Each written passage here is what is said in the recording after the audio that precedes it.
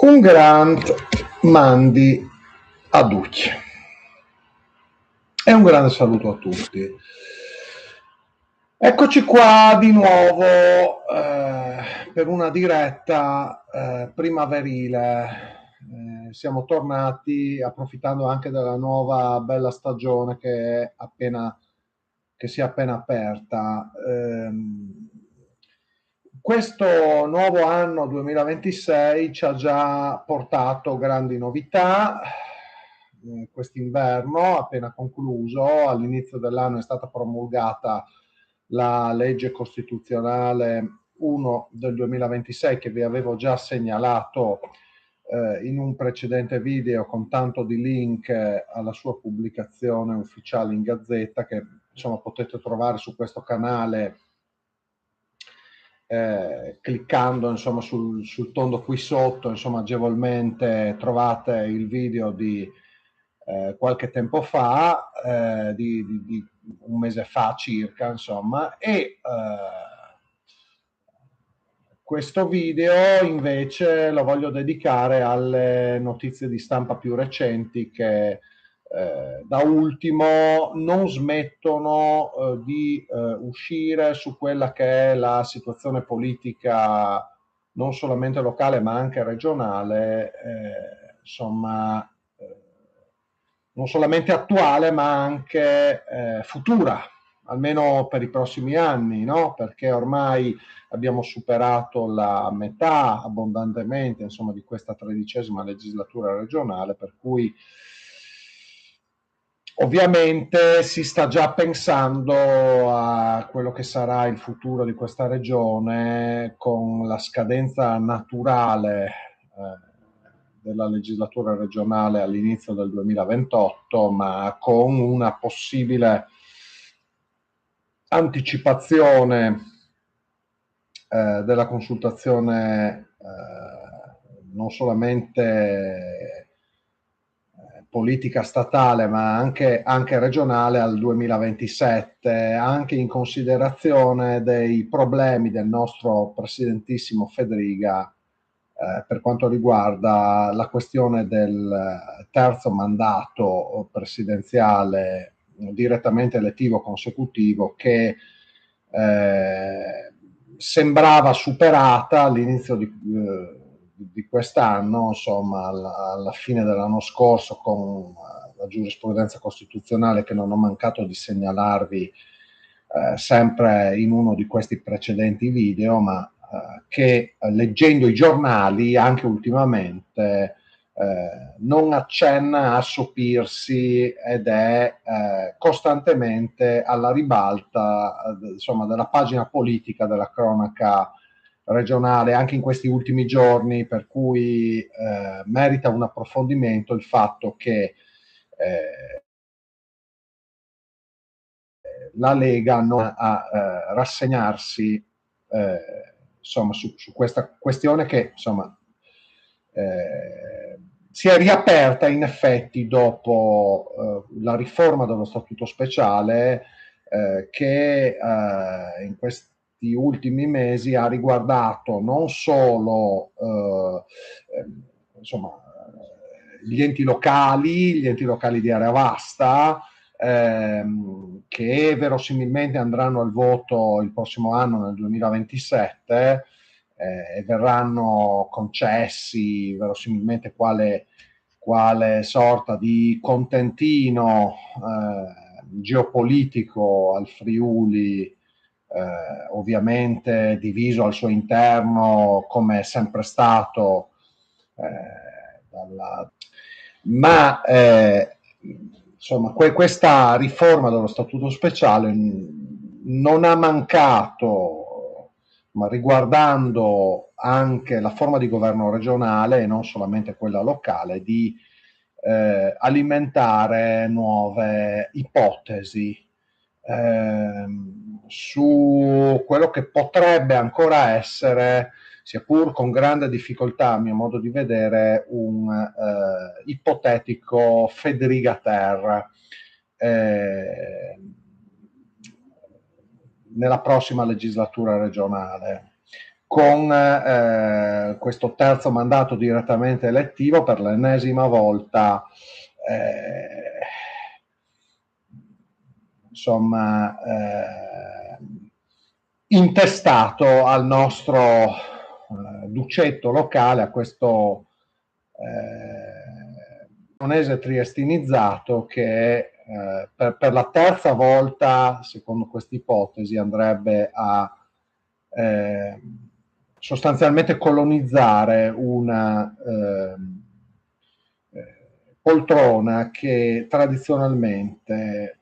spettava al Friuli anche per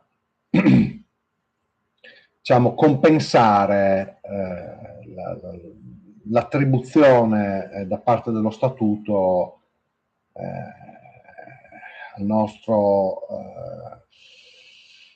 eccentrico, alieno, spesso ostile capoluogo regionale triestino della sua funzione, insomma, peraltro molto contestabile, di riferimento per tutto il territorio regionale. Almeno in passato, solitamente lo scranno più alto dell'amministrazione regionale spettava non solamente al Friuli ma anche a Udine. Ultimamente non si cerca di salvare nemmeno le apparenze e persino la Lega, che almeno a parole, insomma, si proclama vicina al nostro territorio, non riesce a trovare un candidato insomma meno triestino e insomma più presentabile in Friuli per le prossime elezioni regionali. Io sono davvero amareggiato, ecco, per questo atteggiamento davvero discutibile, che rischia davvero di compromettere, insomma, la credibilità, insomma, anche istituzionale della regione, che si ostina a eludere quelli che sono i limiti sanciti dalla legislazione vigente e dalla giurisprudenza costituzionale per questioni puramente elettorali, puramente politiche, per perpetuare, diciamo, una continuità insomma ultradecennale, insomma, del nostro governatore, che insomma rischia veramente di risultare pericolosa non solamente per gli equilibri democratici, ma anche per gli equilibri geopolitici, a maggior ragione in una regione duale come la nostra.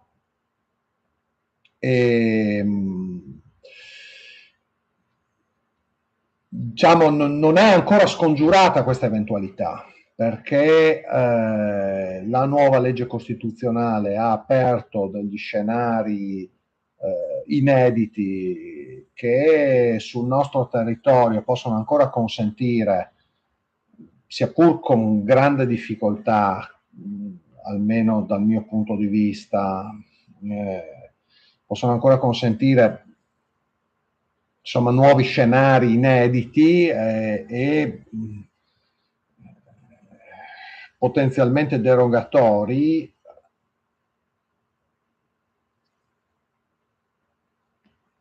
Auguriamoci che non si concretizzi un'ipotesi di questo tipo e che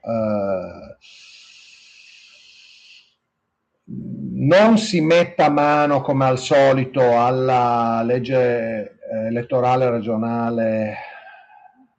nell'ultimo periodo prima, immediatamente precedente rispetto alle elezioni, cosa che sarebbe davvero poco corretta, e che si trovi viceversa un nuovo candidato che risulti più presentabile rispetto a chi nel 2028 dovrebbe semplicemente tornare a lavorare, o comunque trovarsi altre sistemazioni, perché è anche giusto che dopo 10 anni di potere vi sia un ricambio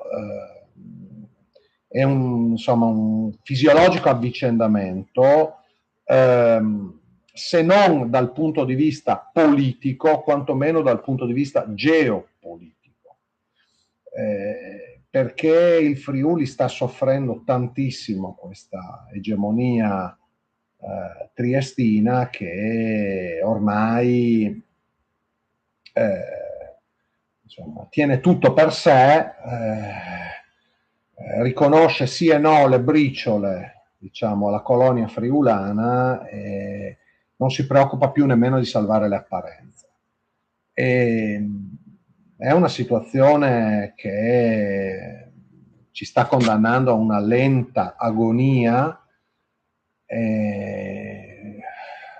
Friuli sta soffrendo tantissimo, pensiamo solo a come ad esempio verrà affrontato in questo 2026, nei prossimi mesi, l'importante anniversario tondo, il cinquantenario dello storico terremoto del 6 maggio del 1976 in Friuli. Un terremoto che le locandine regionali stanno già iniziando a convertire nel politicamente corretto effevugino, perché persino il terremoto del Friuli, lo storico terremoto del Friuli, uno dei pilastri della nostra identità, non è più il terremoto del Friuli per l'appunto, ma insomma, abbiamo già visto anche pubblicamente delle locandine regionali che lo hanno trasformato nel terremoto del Friuli Venezia Giulia, letto tutto d'un fiato e senza nemmeno trattino, per cui siamo veramente colonizzati fino al midollo, no? Se poi continuiamo a leggere anche negli ultimi giorni sui giornali che insomma la politica regionale non troverebbe niente di meglio da proporci per insomma, i prossimi anni, se non un Federica-Ter veramente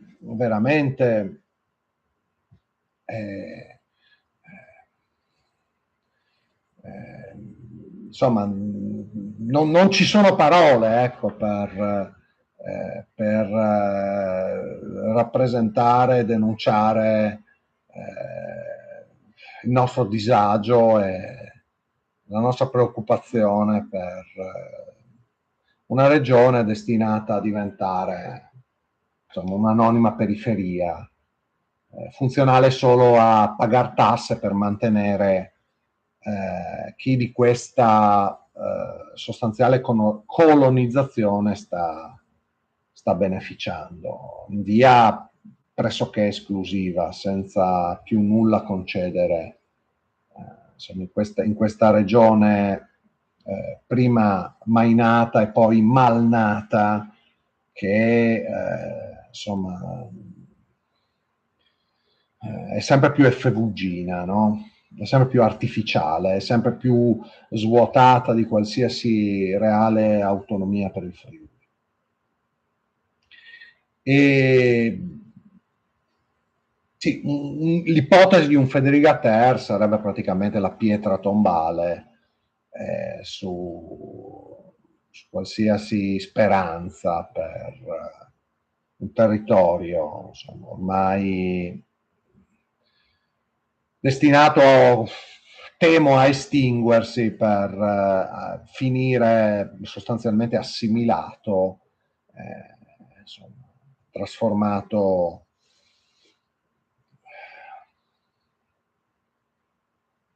in qualcosa di anonimo, oramai privato della sua identità più autentica, un'identità propria che viceversa è fondata su elementi geografici, anzitutto, ma anche storici, almeno in parte anche linguistici, per quel che ancora rimane in vita, insomma, e quantomeno culturali, per quello che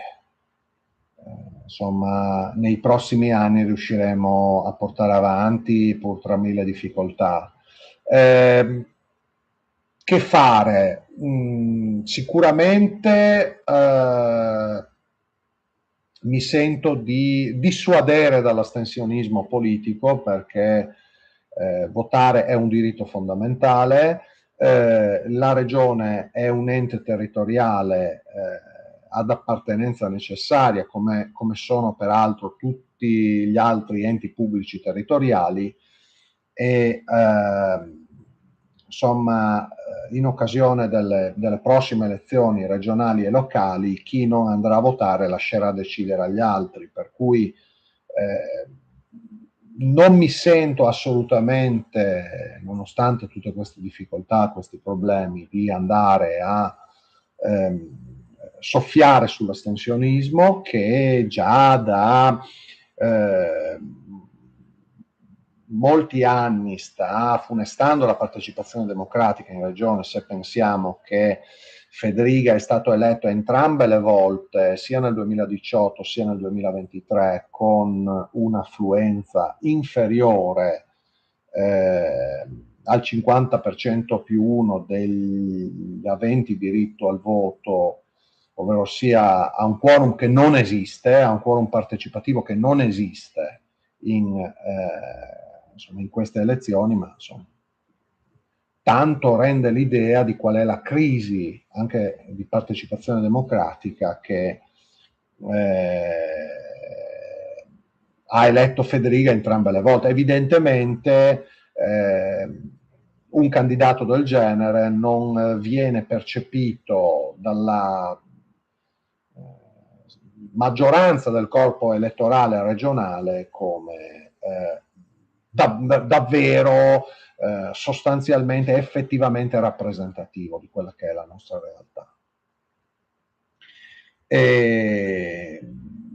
bisognerà vigilare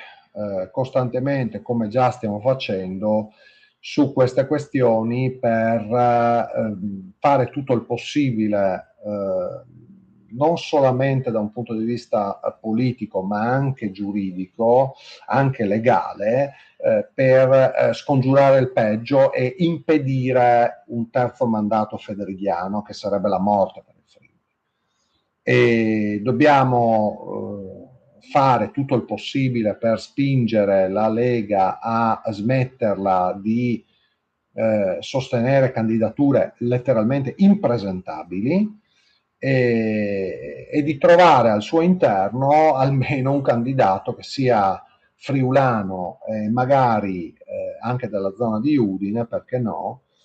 per andare a superare questo impasse, questo momento di difficoltà.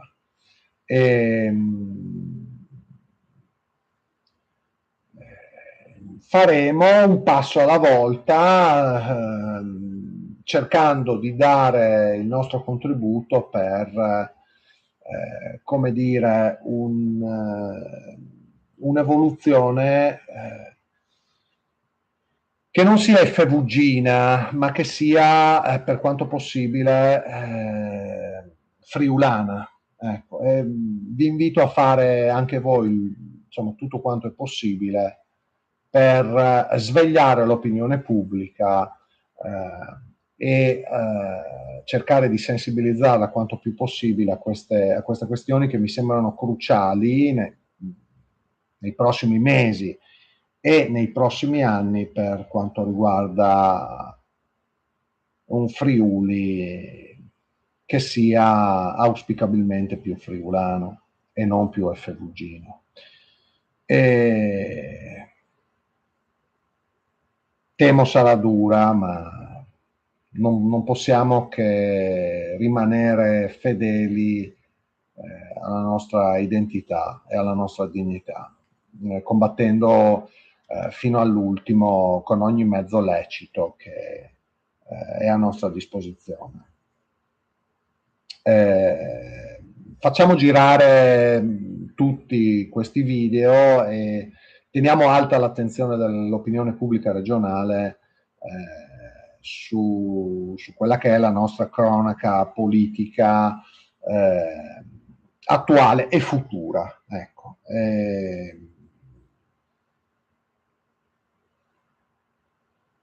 Grazie per l'attenzione, l'ho già fatta troppo lunga. Un grand mandi a tutti.